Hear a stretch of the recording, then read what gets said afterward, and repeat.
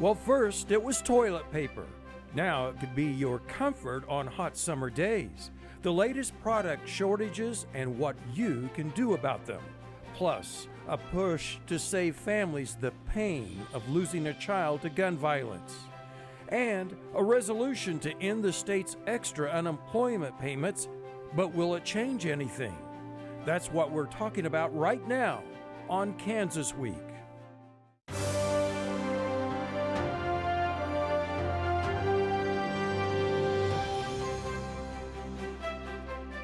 Well, hello everyone. This is Kansas Week and I'm Chris Frank in for Pilar Pedraza. Kansas lawmakers wrapped up the 2021 legislative session this last week with a few last-minute actions.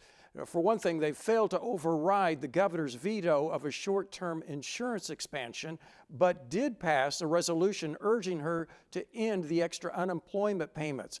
Rebecca Chung of the KSN Capitol Bureau takes a look at their arguments. Some Republicans are pushing to end increased federal unemployment benefits, coming together to urge the governor to take action. In the last day of session, a new push to end increased unemployment benefits in the state. We would like the current administration to remove the perverse incentive and help get our people back to work instead of perpetuating the problems. Republican leaders introducing a resolution to urge the governor to end the extra $300 weekly payments. It's a move several other states have already taken, but Kansas Democrats are pushing back. They are going to have to start paying livable wages for those non- and semi-skilled employee positions if they truly want committed long-term employees. Businesses say they plan to meet with Governor Laura Kelly in the coming days to talk about the issue. At the Capitol, I'm Rebecca Chung. Here to help us take a closer look at these issues, we have Kansas House Minority Leader, Representative Tom Sawyer, a Wichita Democrat, and joining us by Zoom, State Representative Ken Rajes, an AGRA Republican. So thanks to both of you for being here. Starting here right now with the questions, what I wanted to ask you, Representative Sawyer, the governor has shown she's more than willing to veto legislation that she doesn't agree with. Does it seem likely she'll agree with this resolution when just about everyone in her party, the Democratic Party, opposes it? Yeah, I don't think she will. I think there's good reason to keep the extra benefits in place. And I disagree with the argument that it's hurting people going back to work. You know, a year ago we had over 12% unemployment in Kansas. Today it's 3.2%. 3.2% is essentially full employment. So it's not stopping people from going back to work. And there's been several studies that have come out lately analyzing the people who are unemployed, and they found that the people that get the extra benefit go to work slightly faster than those that weren't getting it. So it doesn't keep people from going back to work. And there's an added reason that we need it in a place like Wichita. The studies also show that it's the more skilled workers that tend to stay unemployed a little longer. It's because their jobs haven't come back yet, the highly skilled workers. And we see that in Wichita, the aircraft workers. Our aircraft jobs are slowly coming back, but they're not all back yet. And that extra benefit helps keep those skilled workers in Kansas. Unfortunately, if we get rid of this benefit, we'll have states like Oklahoma, Florida, North Carolina, New Mexico poaching our skilled aircraft workers because there's a demand for them. So this extra benefit helps keep them in Kansas, so when their jobs do come back, they can return to them. They'll have to go to another state. Okay, thanks. And out there on Zoom in Dodge City, Representative Rajes, you may not agree with that. I know I hear anecdotally, and again, that's not the studies, but anecdotally, there are businesses that say they have trouble opening, even right here in Wichita, some restaurants that say they've closed more often because they're not getting enough workers. So what about the purpose of this resolution, and does it hold the weight of law? I want to ask you, it's kind of a two-pronged question there. Well, you know, I have a lot of respect for my colleague, Representative Sawyer. He has served the state of Kansas well for a number of years. I do have to disagree. While I do understand there is a time and a place for the extra benefits, many of our surrounding states, their governors have led and decided that it is time if that is a hindrance to get people to go back to work, that should end.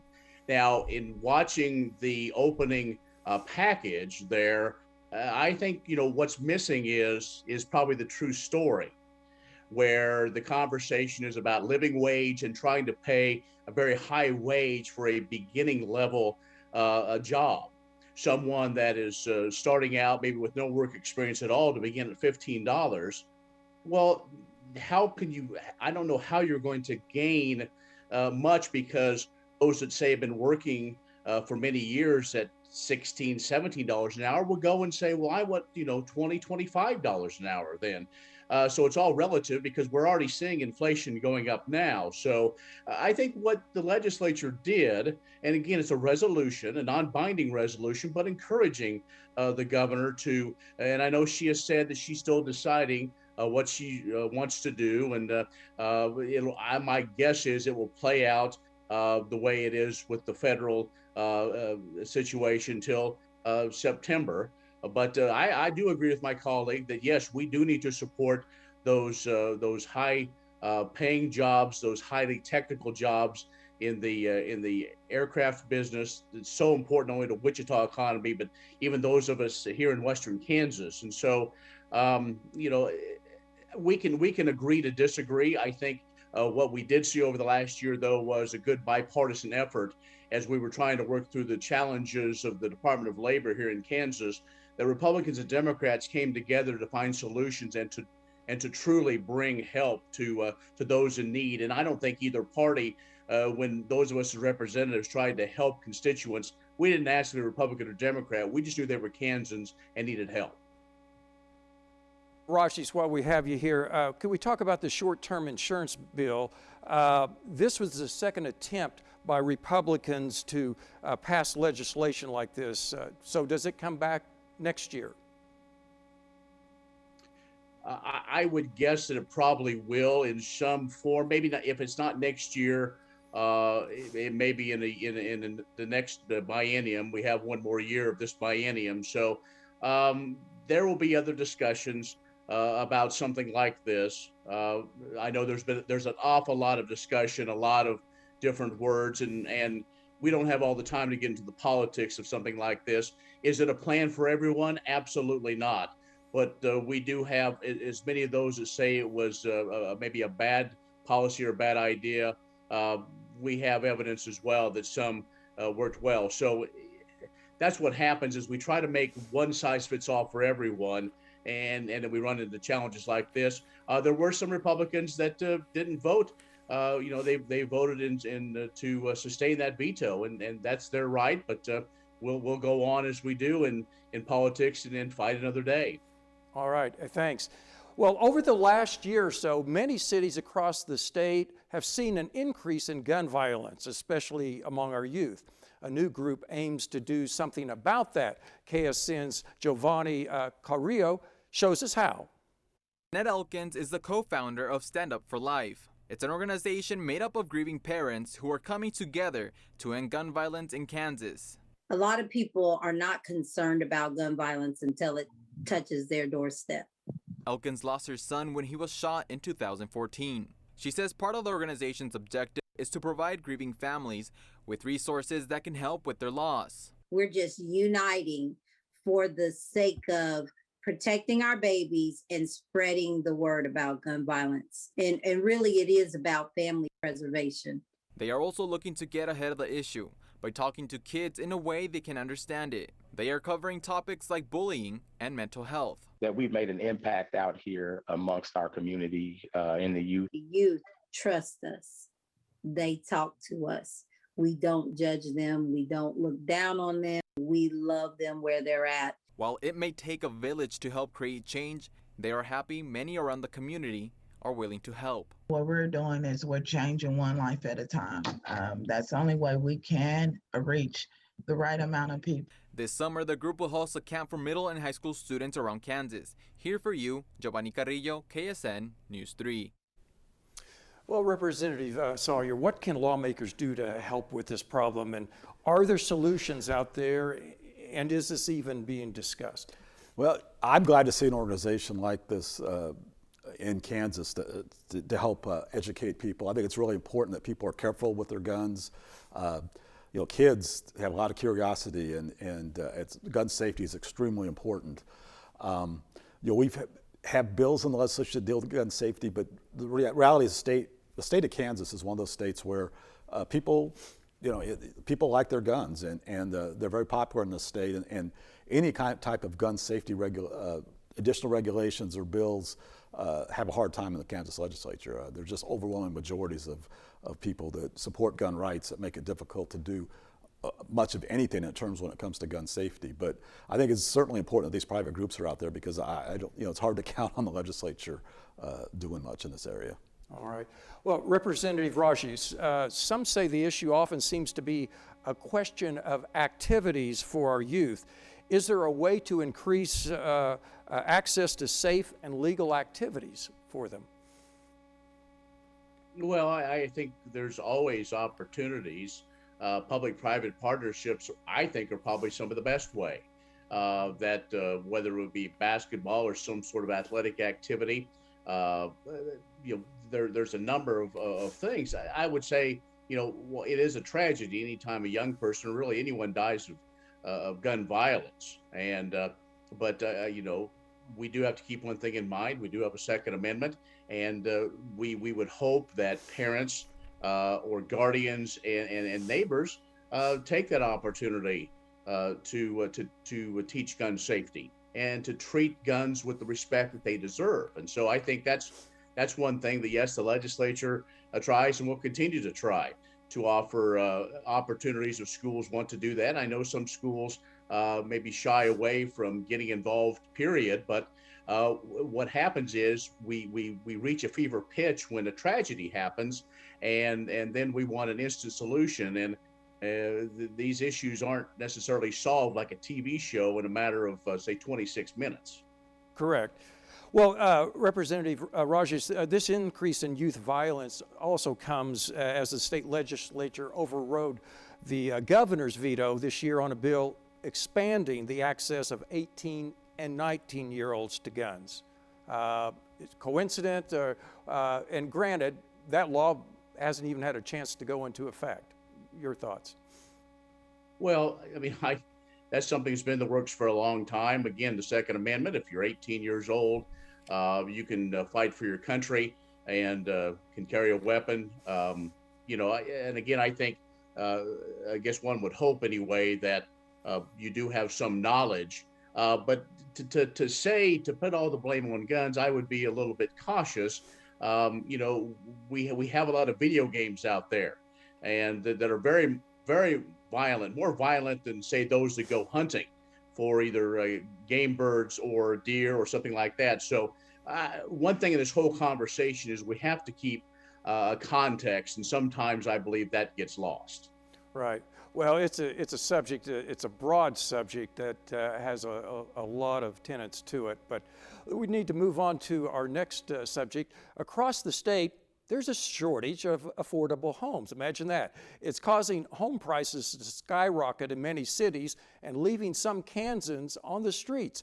But as Cake's Pilar Pedraza shows us, one town thinks it may have a solution. There's some dirt work that has to be done, so these right here will come first, and then we'll move on to these. Chris Goodson has poured her heart and soul, not to mention countless hours, into turning these drawings into a reality on this empty lot. The point, to provide quick housing for Kansans facing potential eviction or already living out of their cars because they can't afford the local housing prices. I mean, we've had to leave moms in their cars while their babies stay. With grandparents. We've had all kinds of crazy things that are happening. It's a problem growing communities across the state are familiar with. There are plenty of jobs, but not enough homes for first-time buyers or for folks living on minimum or close to minimum wages. Goodson's organization, the McPherson Housing Coalition, works to help them find permanent homes, but that takes time. So it takes us a long time. 6 weeks is sometimes we've had to leave people in situations that are not great. This will end that. This will be a small community of miniature homes, just 460 square feet each, fully furnished with everything from couches to bedding and dishes.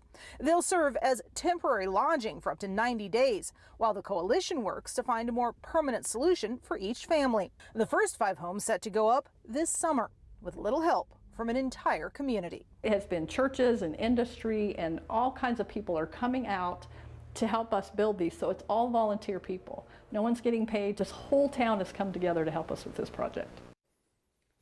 Well, the state's Office of Rural Prosperity is working to get a handle on how big a problem the housing shortage actually is across Kansas. This has included listening sessions in several towns in every part of the state and an online survey that anyone can take. Starting with our questions with Representative Ken Rogers out in Dodge City. What are you seeing in your district on this issue, and do you have a similar shortage there?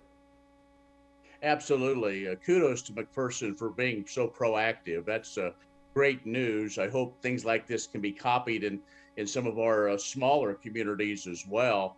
Most communities I represent are smaller than McPherson, and so we have that challenge as we look at bringing jobs into the communities in my district. We always that's like 1A, housing. Where are they going to live? Where are we going to put them up? And we've been working with some folks in Western Kansas on possible housing solutions. As COVID came and now is wrapping up, we see the price of lumber and building materials has skyrocketed. So all those have been put on hold. And so the questions we ask, what is the best? Would it be these miniature houses? Would it be single family houses? Would it be condominiums? Would it be apartments? And I think what we've learned here from McPherson is that's a good start. And they're also looking at different things maybe than those that are bringing jobs in. But I think also it brings a sense of pride to have a roof over your head. And so this is a challenge everywhere. The Office of Rural Prosperity, great for them. This has been done numerous times. Trying to find ways to, for answers. I think we're going to find some. If we can keep our costs down, that's going to be one of the biggest challenges right now. Right. Hey, Representative Sawyer, what do you think of this as a solution to the problem? It doesn't solve all the issues, but certainly it will help keep some Kansans off the streets. Yeah, I think it's an innovative solution. I'm glad that they're doing something like this. I actually had a chance to tour one of those miniature homes actually a couple of years ago. I think it was in Sterling, Kansas, actually. And I was impressed with how efficiently they use space when they build something that small. That you have actually complete home in a very small amount of space, and I think it's a good innovative program, and we need programs like that. A home the size of an apartment. Yeah. Well, hey, we need to move on here. With summer getting its unofficial start this weekend, you may want to get your air conditioning checked sooner rather than later. As Cake's Jackson Overstreet shows us, technicians say industry shortages could lead to a long, hot summer. Richard Burris spent part of his Monday morning getting his air conditioning checked. While the hot temperatures of summer are not yet in force, he knows it's better to have it ready when the sun starts shining again. My wife doesn't like to be uncomfortable, so I better get it checked. For those looking to keep cool at home this summer, there might be some complications thanks to the coronavirus pandemic. Supply chain interruptions dating back as far as last year are making it harder to find parts for repairs and even whole AC units. Distributors have been kind of prepping us for that a little bit in terms of major equipment. Brian Nacarado says his company, Brian's Heating and Air Conditioning, has not seen too many shortages or delays just yet. Only an extra day or two of waiting in most cases. But he says once temperatures start rising, that will all change. When the weather becomes extreme, people need a solution now, and it's very difficult for them to wait. So again, trying to be as creative as we can in finding and locating repair parts. The disruption also raising prices for raw materials that make up these parts. The best way to avoid any long waits or pricey repairs is to have your AC unit checked before each summer to catch any potential problems. Having those units looked at before they're really stressed with the extreme temperatures. And so if you're not on a maintenance plan with somebody, that might be something to look into. In North Wichita, Jackson Overstreet, Cake News on your side. Well, I don't know, maybe this is part of the reopening issue with shortages. Now, we can't control what's going on in other countries, of course, but what can we do at least to make sure Kansans aren't at the bottom of the list once products get to the states? Is there anything we can do? Well, I tell you, the best thing is as we recover from COVID and things get back to normal, we'll start, seeing things catch up. And the problem is everything was, during COVID, everything shut down. So now, as we start getting back to normal, it's not just we say air conditioning parts, but we're seeing that's shortages. The micro part of it, right? But the macro is this whole reopening thing. I keep hearing of bottlenecks in so many areas. There's lots of bottlenecks, and we're going to see that for a while as we reopen. But hopefully, again, as people get vaccinated, things get back to normal, people get back to work, we'll see these shortages slowly disappear, but it's going to take a little bit of time. So we're going to have some bottlenecks, and it's not just this area. We're going to see a lot of bottlenecks until and maybe these bottlenecks. We just talked about the housing issue. Bottlenecks are impacting commodities, lumber, oil, the gasoline that reaches our pumps. So a lot of things. I guess that's why we keep hearing the Federal Reserve Chairman Powell talk about they think these things are transitory, and because it is causing inflation. But we got to hope they're transitory. Yeah, I think they will be. I think you expected this to happen once you kind of shut everything down. The economy's pretty well shut down for a year in large part, and then when it ramps back up, you can't everything just doesn't go back to where it was. All of a sudden, you're going to have large shortages, but we'll get through these. I mean, hopefully quickly, sooner better than later. But again, there's help. The federal government's putting in a lot of money into stimulus programs. That should maybe help us ramp up a little quicker than we would otherwise. So hopefully we can get ramped back to normal soon. Yeah, and the ramping up brings people back to work, which we were talking about just a short while ago. Representative Rogers, is this an issue that lawmakers are looking at, or is this something that will resolve? Do you believe this will resolve on its own in the next few months as, again, we open up? Why or why not? Well, I think, as a state legislature, there's not much we can do. There are a number of issues with the ships trying to dock that have goods on them. And so that's part of the problem. Obviously air conditioners is one that almost everyone can relate to. We have car dealerships, pickup dealerships that can't get inventory, parts or new inventory that can sell, farm equipment, parts. I mean, this is an issue. It will resolve itself. It will take time. But what we need to do is, let's work on ramping things up. Let's make this nonpartisan. Let's not make this ours versus D's. Let's work together to get this economy going. Let's get people to work. Let's get them making widgets, whatever they are, so that we can get those inventories back up as quick as we can, or to work on regulations to get these things solved.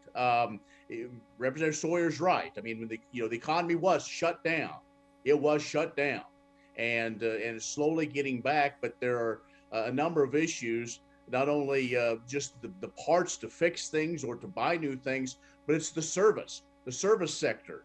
We need, we talked about air conditioners. We need more people to go to school to get that education in HVAC. We need heating, air conditioning, plumbers, those type of things everywhere all over the state. Right. Well, we appreciate that. At least we're talking again about reopening instead of shutting down. So that's a positive thing. Anyone, Democrat, Republican, Independent, can agree on that. Moving on, a Kansas law designed to stop scrap metal thieves also covers catalytic converters. That's the legal opinion from our Kansas Attorney General, Derek Schmidt. Thieves have been targeting catalytic converters in Kansas and across the nation recently because of valuable metals inside them. The converter is an emissions control device underneath the vehicle. Attorney General Schmidt says the Kansas Scrap Metal Theft Reduction Act covers catalytic converters. Any scrap metal dealer who buys a catalytic converter must report it to the Kansas Bureau of Investigation database. The database is designed to let law enforcement track the sales of potentially stolen metals and ultimately prevent thefts. Representative Rajis, was this ruling lawmakers expected or hoped for? Well, I didn't know if I was expecting it or not. It's been an issue for a number of years. If the Attorney General says that's what it is, that's what it is. It's going to maybe create a little more paperwork to go through this whole process of trying to identify every catalytic converter. So, I guess we'll see how it goes. I really haven't studied this issue very much. And your reaction to this? Well, actually, I hopefully it's good. I mean, we've had a problem with people getting their catalytic converters stolen. And then they can't get found, or at least the perpetrators, the criminals, don't ever seem to get caught, or at least not enough of them. Right. So hopefully, with this Attorney General's opinion, now it'll be tracked better, and hopefully they can track them, and hopefully it'll cut down on the number being stolen. Once we have a system in place now where these are tracked, and the scrap there's a lot more regulation on the scrap metal places, that it will control the process. So hopefully it will be a good thing and cause the number of catalytic converters being stolen to go down. Right, because people they hate going to the car and then learning that the catalytic converter has been stolen from them. And I know this is an issue that Wichita law enforcement officers have been looking for different ways to stem this increase in these catalytic converter thefts. Well, a lot of things to talk about, and it's good that, like I say, that one of the things we've been talking about are reopening issues. But we want to thank everyone. We want to thank Ken, Tom, for joining us this week. We'd also like to thank our media partners, Cake News, the Wichita Eagle, and KSN News for sharing their materials with us. And we'd love to hear what you think about these topics or ideas for future shows. Just drop us a line at Kansas Week or at kpts.org. Now, as a reminder that Kansas Week will be on hiatus the next 2 weeks due to the pledge drive that we are having here at KPTS, and we'll hope you join us in the pledge drive, but we'll be back here on June 18th. In the meantime, we want you to stay safe and have a great week.